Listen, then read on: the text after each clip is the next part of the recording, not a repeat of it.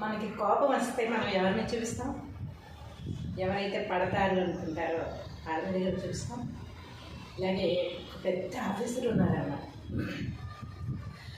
ఆఫీసర్కి ఎంత మంచి వ్యక్తో అంత విపరీతమైన కోపం, చాలా కోపం ఉండేదన్నమాట. కింద వర్కర్స్ అందరినీ తిట్టేస్తూ ఉండేవాడు. పడతారు అంటే 4 దెబ్బలు కూడా కొట్టేవాడు. అంత కోపం అన్నమాట. ఆ విపరీతమైన కోపం వల్ల అందరికీ సత్తుపైపోతున్నాడు, అది తెలిసిన సంగతే. కానీ ఆ కోపం తప్పిస్తే మిగిలినవన్నీ దానం ఇవ్వడం కానీ, సెలవులు ఇవ్వడంలో కానీ అన్నీ మంచి మంచి వ్యక్తి అనమాట. కాకపోతే వర్క్ కరెక్ట్గా చేయకపోయినా, టైంకి రాకపోయినా, డెడికేషన్ లేకపోయినా, టైం పంక్చువాలిటీ లేకపోయినా నచ్చదు. అలాంటి వాటికి విపరీతమైన కోపం ప్రదర్శన చేస్తూ ఉండేవాడు. అలాంటి టైంలో ఒకరోజు ఏమైంది, ఎదుటి వాళ్ళకి టైం పంక్చువాలిటీ అంటే ఇతనంత టైం పంక్చువాలిటీ ప్రదర్శిస్తారో చెప్పక్కర్లేదుగా.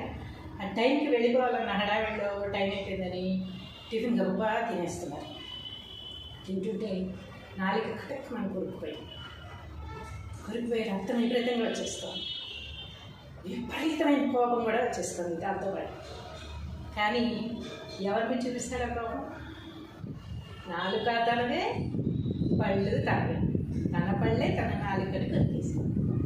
రక్తం విపరీతంగా వస్తుంది, టైం అయిపోతుందని టెన్షన్తో కోపం కూడా వస్తుంది. కానీ ఎవరిని చూపించాలి? మన మీద మనం కోపం చూపించుకోలేదు కదా. అప్పుడు ఆయనకి అర్థమైందనమాట, ఇప్పుడు నేను ఎవరి మీద కోపం చూపించగలను? నా కోపమే నాకు శత్రువు. ఇది చిన్నప్పటి నుంచి చదువుకుంటున్నానే, అయినా నాకు అర్థం కాలేదు. అందరి మీద కోపం చూపిస్తున్నాను, పడతారా అని వాళ్ళని 4 దెబ్బలు కూడా పెట్టేస్తున్నాను.